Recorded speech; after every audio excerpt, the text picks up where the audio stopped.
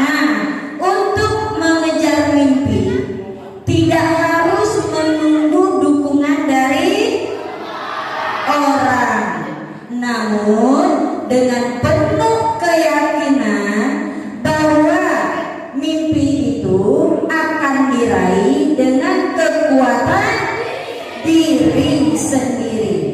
Oke? Untuk mengejar mimpi tidak harus menunggu dukungan dari semua orang, hanya butuh satu dukungan saja, yaitu diri sendiri.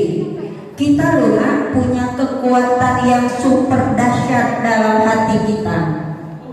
Kekuatan itu muncul dari dalam.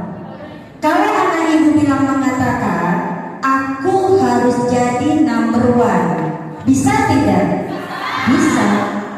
Namun kalau ada ibu mengatakan, aku hari ini mau santai-santai saja, badan kita, tubuh kita ikut gak santai? Iya. Hari ini aku akan bersemangat. Bersemangat tidak? Iya.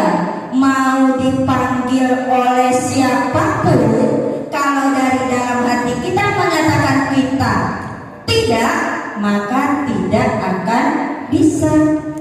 Jadi kalau ibu mengatakan, nak duduk, duduk nak, duduk anak ibu, tapi apakah konsentrasi? Tidak, karena dorongannya dari luar, eksternal, karena buktinan. Tapi kalau mengatakan aku di ruangan, aku harus duduk, aku harus mendengarkan, terjadi tidak konsentrasi? Iya, nah itu yang ibu mau. Jadi kesuksesan akan bisa diraih dengan dukungan siapapun. Orang tua kita tidak bisa menentukan kesuksesan kita selain diri kita sendiri. Dan mampu memanfaatkan peluang. Apa peluang yang kita pakai sekarang? Lahan kosong, pintar. Baca peluangnya, oh lahan kita kosong, bagaimana kita harus menanam? Oke, manfaatkan peluang. Mendapatkan pengalaman langsung berwirausaha. Dapat nggak nanti pengalaman langsungnya? Dapat. Bagaimana seorang wirausaha bisa menghasilkan produk yang baik, produk yang diinginkan masyarakat sekitar, yang bermanfaat. Oke. Kemudian terbentuknya lingkungan sehat, lingkungan sekolah yang berwirausaha. Ini mengapa kita harus belajar wirausaha? Ini nak bekal untuk kita. Kita kan nggak tahu zaman sekarang saja peluang. Kalau anak ibu semuanya nih mengatakan aku mau menjadi pegawai negeri, aku harus jadi pegawai negeri. Dari sekian banyak ini, apakah kesempatan itu semuanya kita raih?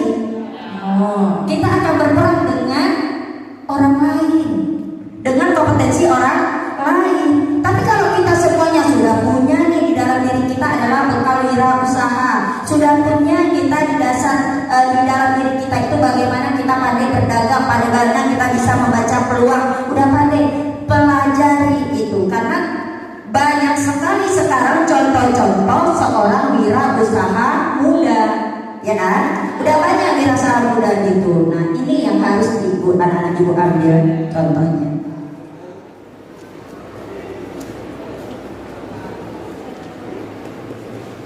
Oke. Apa yang harus diperhatikan sebelum memulai proyek? Anak ibu harus punya pengetahuan. Anak ibu harus memiliki keterampilan. Anak ibu harus memiliki sikap wirausaha. Ini dibangun dalam tema ini supaya pengembangan kompetensi peserta didik itu akan terjadi di masa kini atau di masa mendatang. Ini jadi yang harus kalian siapkan adalah pengetahuannya dulu, sikapnya dulu. Kalau kalian katakan misalnya nanti pada saat menanam itu ada yang gagal, sikapnya apa? Apakah langsung menyerah? Enggak. Apa yang kita lakukan?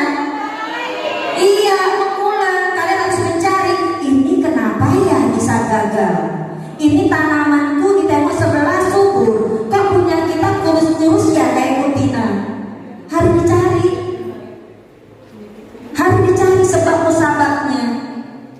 Kalau seperti ini, maka aku punya sikap wirausaha pantang menyerah, cari solusinya. Ayo kita sepakat, kelas ini kita ulang kembali. Mungkin bibitnya salah, mungkin kita menanamnya polanya itu salah. Kita perhatikan itu pengetahuan guna. Itu yang harus kita punya dulu. Keterampilan juga harus, berarti itu adalah kerja sama berkolaborasi. Oke. Nih, apa yang dilakukan itu tadi datang dari diri kamu. Yang dari pihak sekolah apa? Nina. Peran aktif sekolah dalam membina hubungan itu harus dengan pemerintah. Ada nggak hubungan sekolah dengan pemerintah? Ada.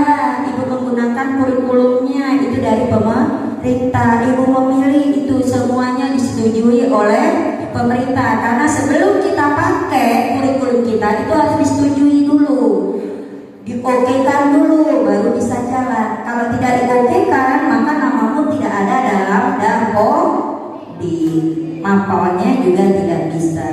Jadi ini kerjasamanya. Kemudian ada komitmen dari seluruh warga sekolah. Artinya anak ibu di sekolah dari pagi sampai jam 4. Setelah jam 5 itu jam 4 kan gak ada lagi yang nunggu tanaman kita. Harus berkomitmen pihak sekolah. Siapa sih yang harus ditunjuk untuk melihat tanaman anak-anak ibu supaya tidak rusak, supaya tidak diganggu orang. Itu ada. Jadi itu komitmen dari warga sekolah. Ada fasilitatornya, ada nggak fasilnya? Ada nggak koordinatornya? Ada yang memberikan ilmu tentang tema-tema yang diberlakukan. Itu perannya, nah. Peran dari pihak sekolah. Oke?